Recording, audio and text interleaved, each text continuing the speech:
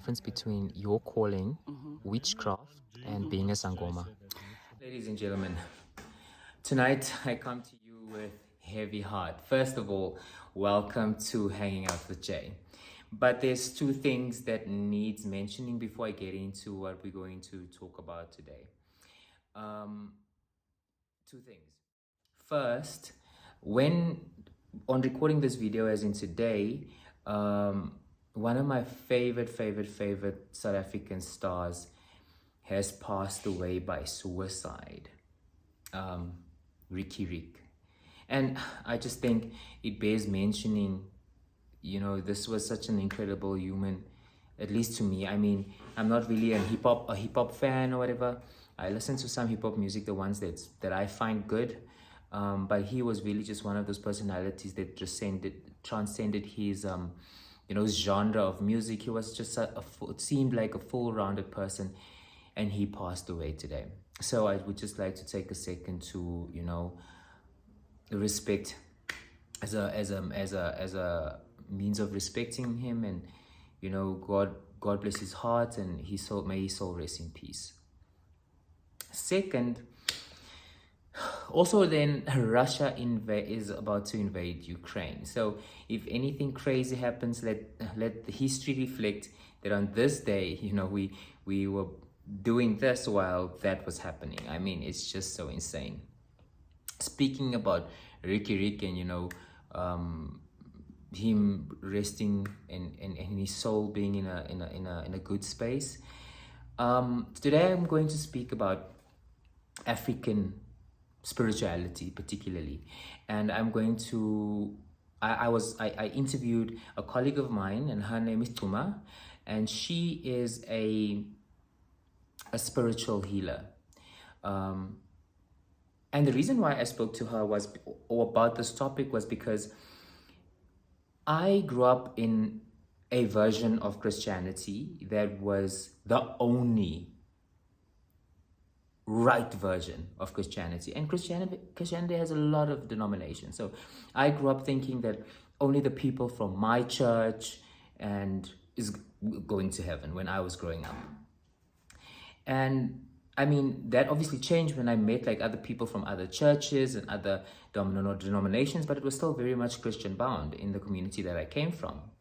One of the biggest things that happened to me when I came to Johannesburg was to find out that this was a very, very, very diverse environment in place. Not only on a racial level, but also not even racial, like on a tribal level. So people from different races, within those races, there's also different tribes, but also from a religious perspective. And I had a major, internal battle about all of these things. I even made the comment to people once that, Joburg is just rife with stuff that would be seen as, I guess, an abomination in the monolithic religions and stuff.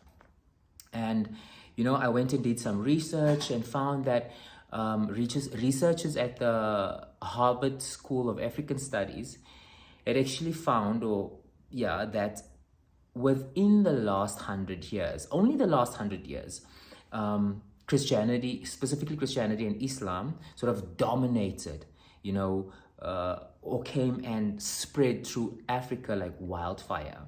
And so it begs the question, or what was there before?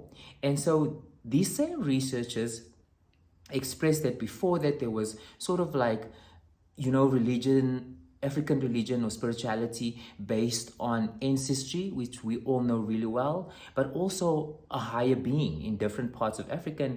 And even in the African diaspora, some of these African religions still exist. So the reason why I want to speak about this tonight is so that we can have a bit of an insight, because we obviously have our own biases when it comes to these things. And it's not to convince anyone about anything. It's just to present what actually is out there. I mean, we all have different viewpoints about what these things actually are, and some of them are really misplaced and misguided. And so for that reason, I decided to speak to my colleague, and she's just one of the most open people when it comes to these things. And so I thought, okay, let me talk to her and find out exactly what her spirituality is like, And we didn't really delve that deep in it, but it was very insightful for me. And I think I want to share that experience with everyone because there's a lot of people on Hanging Out with Jay who watches Hanging Out with Jay. There's from different religions, and we have different perspectives about what it is that these things actually are. And so let's actually find out and get a little bit of insight, and hopefully it helps us to like understand African religion, and the misguided notions that we have about it. Remember, like I said when I started this thing, is that Christianity and Islam specifically only spread through Africa in the last 100 years. So obviously there was all this time of conquering and colonization and all those kind of stuff, and then missionaries came and all that, and they brought religion. But before that, for thousands of years, there were different religions within ethnic groups, and those eventually dwindled away. But it still persists. We see the remnants, not even the remnants. Specifically in Joburg, African religion is not something that's pushed in a back burner that people practice in dark rooms. No. It's well documented in the soapies that we watch, for instance, Buvango.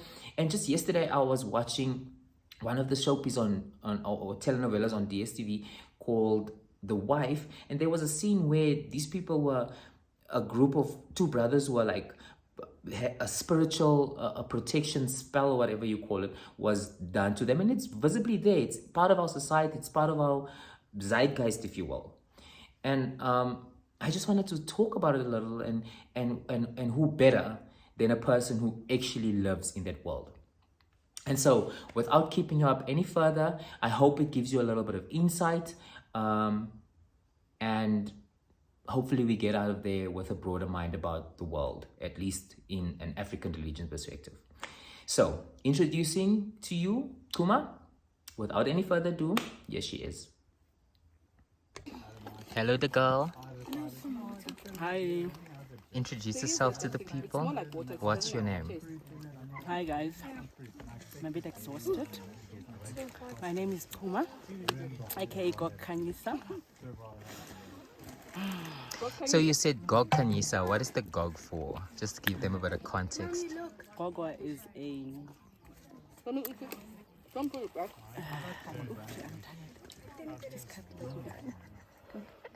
Oh, I'm trying to find a meaning for the Gogo.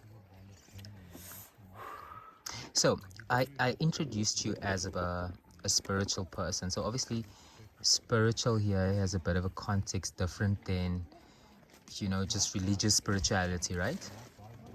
It is one and the same thing though. It's one and the same thing. Yeah. Okay. So as far as I know, right, you have a specific calling. Can you explain to the audience what that calling is and how did you obtain this calling? It's not a specific calling, it's just a calling, general calling. So, some people are given this calling by people that were, what do we call it, their ancestors. But it's And like a some gift, people- right? Yeah, it's a gift that you are given by your ancestors. And some people are born with it. Yeah. So I'm in a rare case that I was born with it. Yeah. No one gave it to me, I was born with it. So remember, when we grow up, people get this gift from generation to generation to generation. And before that certain person passes away, they nominate a person to give it to. But in my case, my great-grandmother didn't give it to anyone. So she passed away before giving it to anyone. So while she's there, she's searching for someone Yeah. that is going to take over the lineage. But remember, it's generation from generation from generation. So from this generation, there was no one who could take it Yeah. until I was born. Yeah. But now remember, I'm born by someone else. Yeah. So As in, not your grandmother, your grandmother's daughter, yes, your mother. you're my mother, yeah. Remember, she's also a grandmother to her. Yeah. So to me, she's a great grandmother. Okay, understood. Yeah. So in that case, my mom tried to take it. Actually, my aunt, that's the first one, try to take it. But if you leave it in the middle and you don't finish, Yeah. there's a consequence. So my mother had to take it. Same story, she also didn't take it. Yeah. And my brother also. I think my brother was not aware, but at the same time, semi-aware of it, because there are things that he would dream and then he would tell my mother that we need to do such things and such things. But my mom never believed in such things. Yeah. Not necessarily that she didn't believe it. She did believe it, but she was not wanting to do it. Let me put it in that way. Yeah. And then so when it fell on me, remember, I've always been a church girl Yeah. since like I could walk. So I've always been going to church. So these people, our ancestors, that is the underground gang, Yeah. they call them. Oh, they're the underground gang. Yeah, the Okay. underground gang, as they call them. You heard it here first, guys. The Yes. underground gang. So they take their time, choosing and whatnot, and then they see this particular person and they're like, okay, this one is the ideal one because now she goes to church. Remember, there's two sides of it. It's not only just one. There's the spiritual one, Yeah. and there's the ancestral one. So it's, Okay, so just clarify. When you say spiritual, you mean Christianity or religious? yes, And religious. and the And other the one? ancestral is more like your roots, going back to Okay. the roots. Yeah. So that's where we do our rituals and So stuff. if you have like a spiritual one, then you would be a prophet in our Yeah. terms. Okay. So we have both. Okay. Yeah, we have both. So that's where my journey started in 2016. And it started in a weird way, hey, because I got sick and sick and sick and sick and sick. And I was like, okay, something is not adding up. And the near-death experiences also contributed to that. Like, okay, this is something that's not, ordinary. And I decided to go consult because I had certain things that I was aware of, but I was like, you know what? I don't understand why I can't be in a space where this is happening, that is happening. So I would just isolate myself from those spaces, and then I'll just be on my own. And I don't mind being on my own because I realized that this is who I am. Yeah. And then upon consultation, I was told, and I was like, oh, okay, sharp. I've always known this, but in the back of your mind, you always have this thing that I've got more, I'm not just alone. And then consultations, okay, this is happening, sharp. Then the journey began. So I took the route of going to church first because remember, there's two sides. There's the religious side and then there's the ancestral, which is the going back to the roots and. But the church side also does from the one that I went to. So we had to do, Okay, can I rituals. just cut this one quickly? Okay. So the church route was also incorporate some rituals that we have to do. And one thing about my ancestors, hey, they know where I need to be and where and at what time. Yeah. So I think in 2018 I felt that okay, my time in Cape Town is coming to an end, and then I got a taste of Joburg, like for a day, just a day, and I was like, this is where I'm meant to be. Yeah. Up and left Cape Town, went back home, Eastern Cape. Can I ask you this question? And this might be a bit of a sensitive question, so I'm not meaning any, disrespect by asking it. So what's the difference between your calling, witchcraft, and being a Sangoma? Okay. So the calling is a Sangoma, a traditional healer, those are one. And then witchcraft, it's when you practice within the Sangoma or traditional healer. There's Yeah. different kinds of herbs that you use. Yeah. That one is called Walikwele. So that one you practice different kinds of imiti. It's not the same as the ones that you would use for, being a Sangoma and a traditional healer. Yeah, for sure. Yeah, so Ikwele is more the one that's more witchcraft. Yeah. Yeah, but it also depends also on the ancestors, the people that are guiding you. Yeah. If they give you Yeah. that, then you have to take it. And your specific gift is actually a seer, right? So like you see and interpret what you see. You know, you don't heal people or any of those kind of stuff yet. Not yet. Yeah. I'm still in the process. So But it's a my journey. gift, my gift is healing people. Okay, then last question is, how does God, if you're like that way inclined, for those who are that way inclined, how does God and Christ or any other religion fit into ancestry? Okay, my explanation from my understanding. Okay, remember when we pray, we also pray, and we also when we do our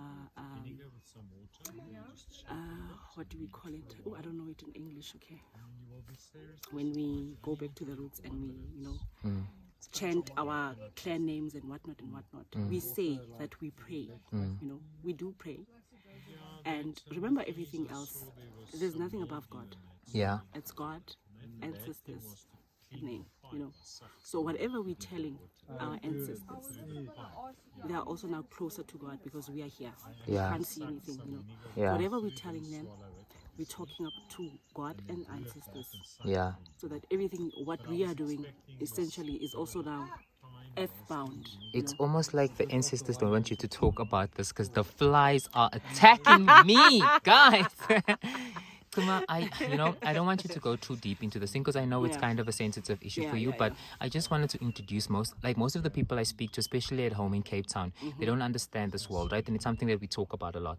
So I just wanted to give them a bit of insight so that people can see there's more to life than just what we know and what we believe in. Yes. So my friend, thank you for talking to us. I think I have enough footage, and I would like you to say to them, please go follow Hanging Out with Jay and like and subscribe. Please go. Guys, please follow Hanging Out with Jay and subscribe to the page. Peace out. Thank you, Kuma.